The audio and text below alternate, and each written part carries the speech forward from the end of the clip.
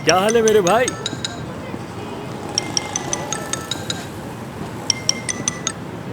Hello. ये बताओ, कल असली तुम्हारे पास तो नहीं आई थी? हाँ, वो आई थी। अच्छा, तो आई थी, ये तो बहुत अच्छी बात है। तो कोई बात बन रही है क्या? हाँ, क्यों नहीं। मेरा मतलब है, हमारा बहुत पुराना ताल्लुक है, बस हमारे दरमियान थोड़ा सा फासला आ गया है, लेकिन हम सालों से एक दूसरे से मोहब्बत करते हैं। हेलो। हाँ, मैं सुन रहा हूँ। अब ये तो बहुत अच्छी बात है। देखो, चीजों को जरा तेज करो। मैं उसके घर जाके दोबारा बात करूंगा। जितना जल्दी हो उतना अच्छा है। मैं समझा नहीं। तुम्हें आज जाने की जरूरत नहीं है, असली हॉस्पिटल में है। कौन सा हॉस्पिटल? बताओ, क्या असली को कुछ हुआ है? हम इतनी देर से बात कर रहे हो, तुम मुझे अब ये बात बता रहे हो? मैं जा रहा हूँ। पागल मत बनो, कहीं नहीं जाओगे तुम। क्या मतलब नहीं जाऊंगा मैं? तुम मजाक कर रहे हो क्या मुझसे? वो मेरी मोहब्बत है, उसको मेरी जरूरत है वहाँ। मैं जा रहा हूँ। मतलब क्या तुम्हारा कि उसे तुम्हारी जरूरत है? उस वक्त कहाँ थे जब उसे वाकई जरूरत थी तुम्हारी? हाँ, अब एक रात और रुक जाओ। मुझे तुम्हारी कोई परवाह नहीं, ठीक है? बात सुनो मेरी, अगर तुम उसके पास गए तो वो समझ जाएगी ये मैंने तुम्हें बताया है। फिर क्या होगा? हाँ, कैसा फील करेगी वो जब उसे पता चलेगा हमारे बीच में एक डील है? अगर ऐसी वैसी कोई बात हुई तो मैं तुम्हें बता दूंगा। तुम उसके पास नहीं जा रहे, समझे?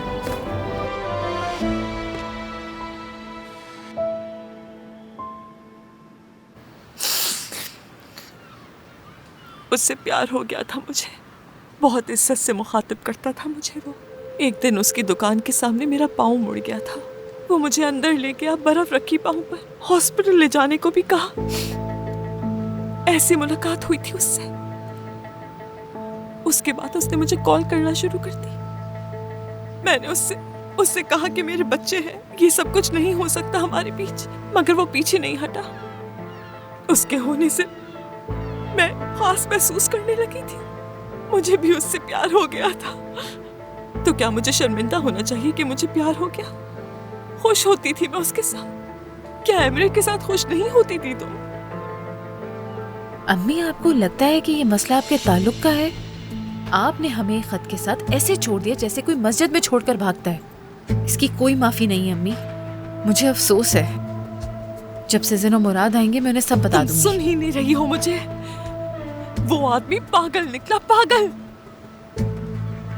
कहता था कि मैं सिर्फ उसी की हूँ, धमका रहा था वो मुझे। मैं डर गई थी असली।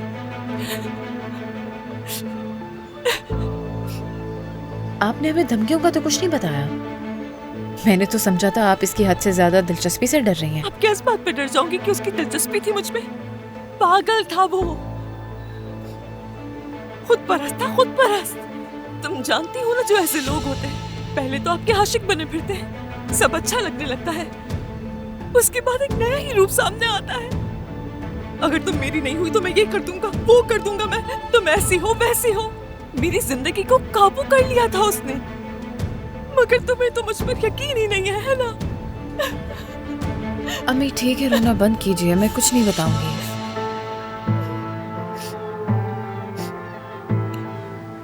हद तो तब हुई जब तुम लोगों से जलने लगा वो। उसने कहा कि अपने बच्चों को छोड़ दो तुम। कैसे यूं ही छोड़ देती तुम लोगों को?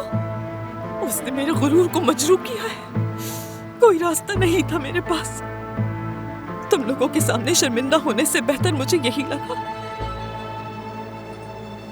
क्या मतलब अम्मी? उस बदतमीज ने आपको किस चीज से डराया है? किससे?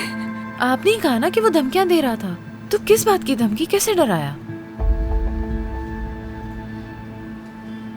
वो तुम्हें नहीं बता सकती। अम्मी खुदा के लिए बताइए, यहाँ कोई नहीं है, मैं आपकी बेटी ही हूँ। नहीं देखो, असली में तुम्हें नहीं बता सकती हूँ हरगिज़। अम्मी, ऐसा क्या हुआ जो आप इतना डर गई और उसकी बातों में आ गई? क्या आपने उसे कोई अपना राज दे दिया है या कोई कमजोरी है उसके पास? अम्मी बताएं, क्या उसके पास आपकी कोई तस्वीर या वीडियोस तो नहीं है?